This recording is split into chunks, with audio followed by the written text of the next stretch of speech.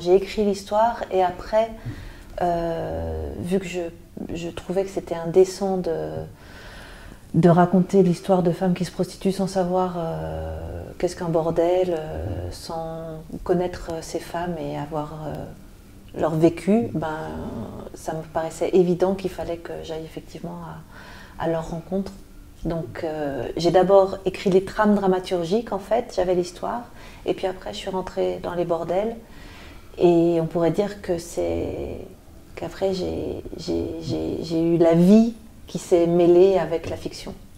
Je ne sais plus combien de temps j'ai mis pour écrire, après par rapport à d'autres films, ça va, j'ai été je pense raisonnable dans le temps que j'ai mis.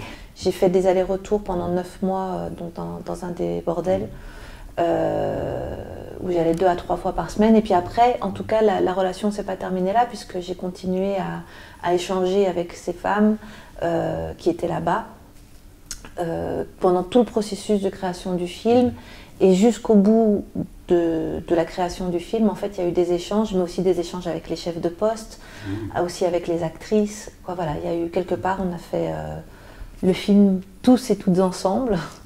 Avec des femmes que j'ai rencontrées sur plusieurs mois, que maintenant je connais depuis plusieurs années, d'autres femmes que j'ai rencontrées qu'un jour ou qu'une nuit, parce que voilà, ça tourne aussi beaucoup dans ces lieux-là. Alors vous êtes co-réalisatrice, on va un peu expliquer ce que ça veut dire, puisque vous êtes deux à avoir la réalisation. Oui, alors là effectivement je suis toute seule parce que Fred n'est pas là. Donc Tango Libre, vous aviez déjà écrit le scénario avec Philippe Lasban. Oui, exactement. Et là, ce qui s'est passé, c'est qu'en fait, donc moi j'ai écrit effectivement le scénario. Après, comme toujours, vu qu'en plus avec Fred on est un couple aussi à la ville, comme on dit, j'échangeais beaucoup sur... il n'a pas lu avant que la première version soit terminée, mais on échangeait beaucoup aussi sur le travail que j'ai fait d'immersion, sur quand je rentrais, je lui racontais ce qui se passait, ce que je ressentais, etc. Je teste toujours aussi mes idées sur lui, c'est quand même pratique de voir un petit peu si ça lui parle ou pas. Et puis, finalement, vu qu'il y a ce rapport avec la réalité en permanence, cet échange entre la fiction et la réalité, c'est vrai que moi j'ai travaillé tout le long de la préparation du film. Puis finalement, on s'est dit que c'était pas mal si j'étais là sur le plateau aussi, parce qu'on avait un très court temps de tournage. Et donc sur le plateau, Fred était vraiment à la réalisation, dans la cage aux fauves, comme on disait. C'est-à-dire, il était waouh, avec les actrices, les acteurs, et moi j'étais derrière au combo. Mais c'est-à-dire que moi, l'endroit où j'ai été, c'est vraiment ce qu'on appelle le salon des filles.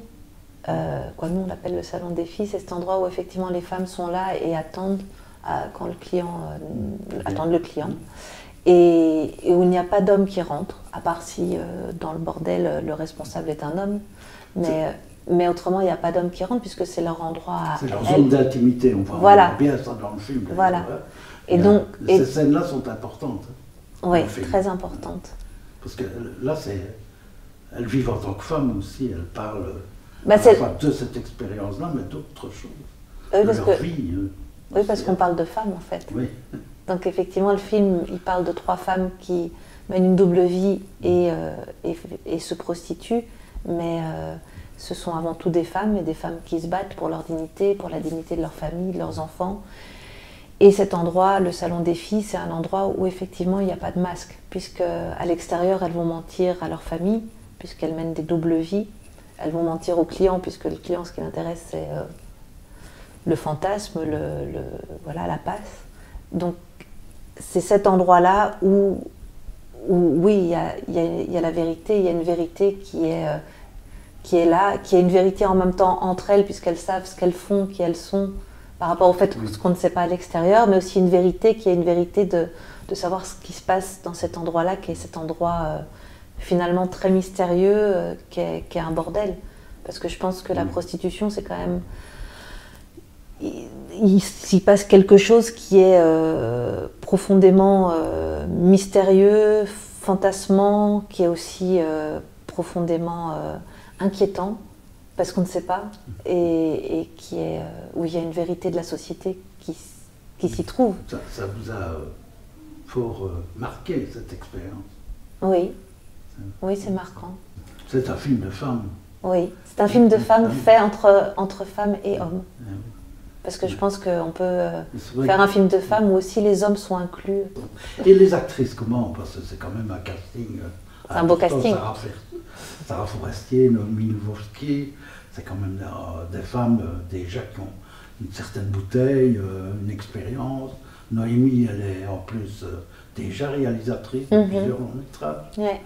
Comment est-ce que ça s'est passé ça s'est passé... Au niveau de la direction d'acteurs. Ah, au niveau de la direction d'acteurs, ben, ça s'est passé que c'est des femmes qui sont déjà des très grandes actrices et qui sont des femmes très puissantes et qui sont rentrées dans le film parce qu'elles avaient envie de rentrer dans ce film. C'est-à-dire qu'on dit souvent que ce n'était pas un casting, ça a été une rencontre. Même des fois, je dis, elles ont déboulé dans le film. Il y a une évidence qui fait que ce sont elles, toutes les trois.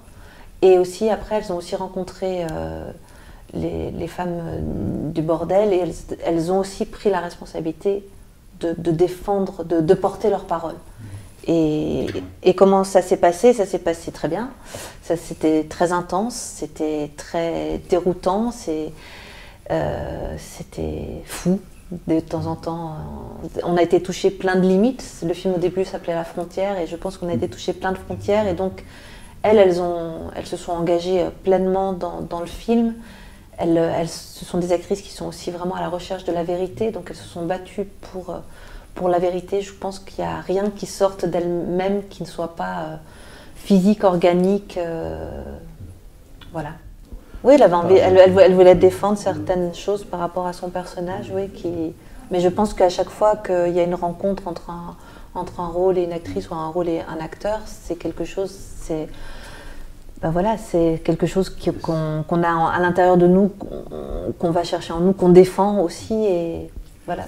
Les scènes collectives, elles étaient écrites ou il y a une part d'improvisation? Alors tout est écrit, mais après sur le plateau, le travail a été de semer le chaos, on pourrait dire.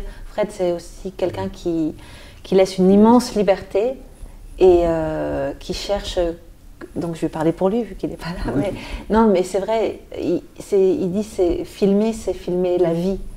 Donc filmer la vie, de ce qui se passe au moment même qu'on tourne en fait. Et c'est vrai qu'il y a un côté presque documentaire de filmer ce qui se passe, de cette recherche de cette vérité. Et en fait, tout le travail qu'on a fait préparatoire était vraiment pour donner un maximum de liberté aux actrices et aux acteurs, tant dans la lumière que dans les décors, que d'être débarrassé le maximum de tout ce qui peut empêcher la vie dans le cinéma. Il y a même des aspects un peu quasiment documentaires, faux documentaires évidemment, mais dans la démarche, non? C'est une fiction, c'est des histoires qu'on raconte et les personnages qu'interprètent Annabelle, Noémie et Sarah sont des personnages qui sont aussi qui sont leur création, la création du scénario, qui évidemment s'inspire aussi de la réalité. Tout ça est un grand mélange et je pense que Fred et moi, on est quand même plutôt d'accord qu'une fiction, des fois, peut mieux raconter la réalité que même un documentaire, même si les documentaires racontent parfois très très bien la réalité. Oui, mais c'est vrai qu'on peut peut-être aller encore plus loin. Oui, parce qu'il y a aussi il y a une liberté en fait qui est se détacher effectivement du documentaire finalement. Et comme par exemple les femmes qui m'ont confié leurs histoires se sentaient protégées aussi parce qu'elles savaient que ça passait par la fiction. Et donc le fait de passer par le filtre de la fiction, c'est autre chose que de donner en direct. Oui. Je ne sais pas si j'explique bien. Mais... Ouais. Vous êtes venu au cinéma par la danse en fait au départ. Moi? Non. Enfin, vous avez quand même une expérience de danse pendant 10 ans, non? Oui, j'ai fait beaucoup de théâtre et de danse, oui. Oui, j'aime bien la danse, ça se voit, hein, je mets toujours un petit peu de danse. Oui, surtout quand on habite en Bolivie, vous aussi. Hein. Oui. Même là, il y a une petite scène de danse. Ici aussi, oui, absolument. Et vous allez continuer, vous allez jouer aussi dans d'autres films en tant qu'actrice alors? Alors, je joue plus tellement. Hein. Là, effectivement, il se fait que La fille au bracelet, que j'ai même pas encore vu, parce qu'il sort exactement en même temps. Je vais aller le voir. Voilà, oui, j'ai joué dans ce film, où d'ailleurs c'est un super réalisateur, et je pense que c'est un très chouette film. Mais je peux pas trop faire la pub, c'est en même temps. Non, mais bien sûr. Non, mais autrement, voilà, je joue. Non, c'était un peu un hasard que j'ai joué dans ce film, et j'en suis très contente. Je suis très fière d'avoir joué dans ce film, mais je ne joue pas tellement. Non. Je passe plus de temps à écrire. c'est surtout l'écriture Ouais. qui vous anime pour le moment. Ouais, exact. D'une suite, toujours à quatre mains pour la Non, réalisation. Ah, pour le prochain film, on verra. Pour l'instant, on est dans la partie écriture, donc j'écris et puis après, on va voir ce qui se passe. Rien en dire, évidemment. Non, je peux vous dire, c'est que des hommes. C'est vrai? Ouais, très méchant. Ça va perturber Frédéric Fontaine. Alors. Ah, écoutez, alors là, pour le coup, c'est... Parce que même ces hommes comme Sergi Lopez ou quoi, ils sont gentils en général, même à la limite dans la prison. Ouais, bah Dans oui, le oui. livre, hein. Oui, bah là, bah écoutez, Enfin, pas ici dans Fil de joie, évidemment. Ouais, là. bah dans Filles de joie, Ça, et ça. après, les hommes qui sont dans Filles de joie, c'est des hommes qui sont en relation avec l'histoire. Oui. Donc, dans l'histoire, effectivement, vu que ça parle de violence, L'histoire de chacune. de violence aussi conjugale, de violence, du rapport compliqué, même dans le couple, en fait, dans les trois couples qui sont proposés presque. Donc, oui, effectivement, ils sont pas tous aimables. En même temps, nous, on les a... moi, en tout cas, je les ai écrits en les défendant chacun, aussi même dans leurs conneries. Mais voilà, il se fait que dramaturgiquement, oui, c'est pas les hommes qui sont mis en avant dans ce film.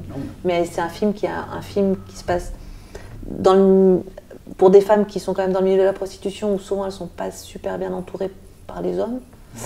Donc voilà, et après, c'est un film du point de vue des femmes. Donc les hommes sont en second rôle et servent à l'histoire. Ouais. C'est un film qui secoue, en tout cas, hein, qui perturbe nos habitudes de cinéma même. Hein. Ouais. Enfin, je vous remercie. Merci à vous.